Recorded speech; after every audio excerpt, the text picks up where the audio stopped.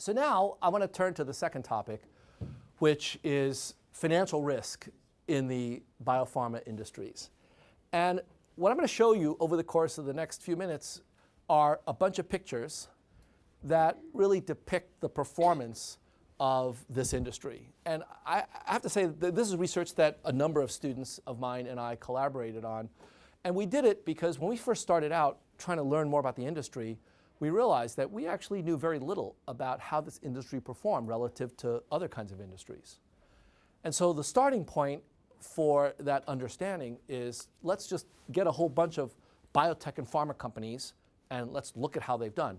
Now, what I'm going to show you are results from a very long time period, 1930 to 2015. This is many, many decades of pharma and biotech.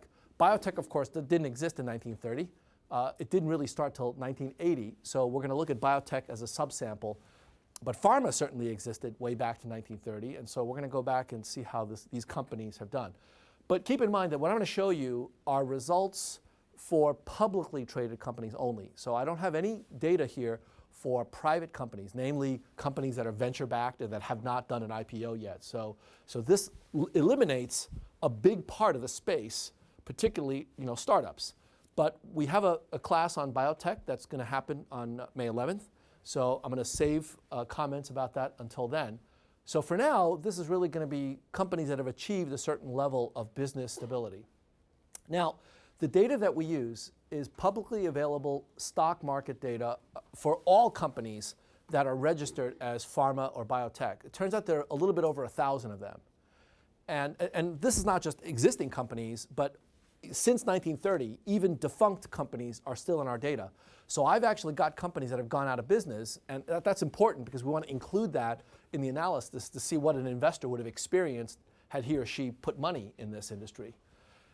And what I want to do is to categorize companies into these different categories because we know that pharma is very different from biotech, right? A company that's producing 10 or 15 drugs a year is not the same as a company that's got one compound and is hoping to get into the clinical trials next year. So we've got to classify them, and I'll show you in a minute how we do that. But before even doing that, we've got to get rid of some of the outliers, missing data, and companies that are misclassified.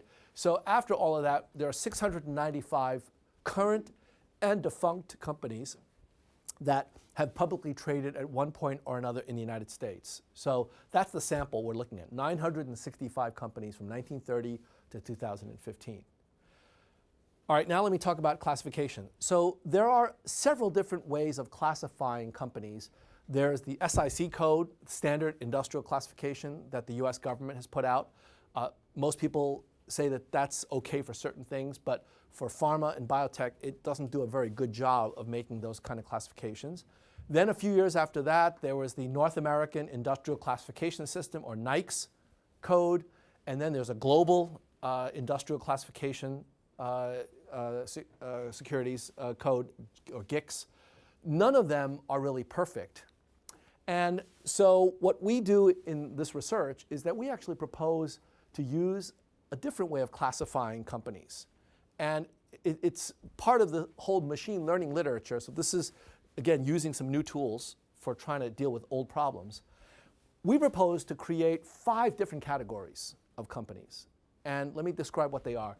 They're pharma, specialty pharma, early biotech, late biotech, and other companies, including devices, companion diagnostics, and so on. So I want to explain what those are, but before I do that, I want to just first describe to you how it is that we're going to classify them.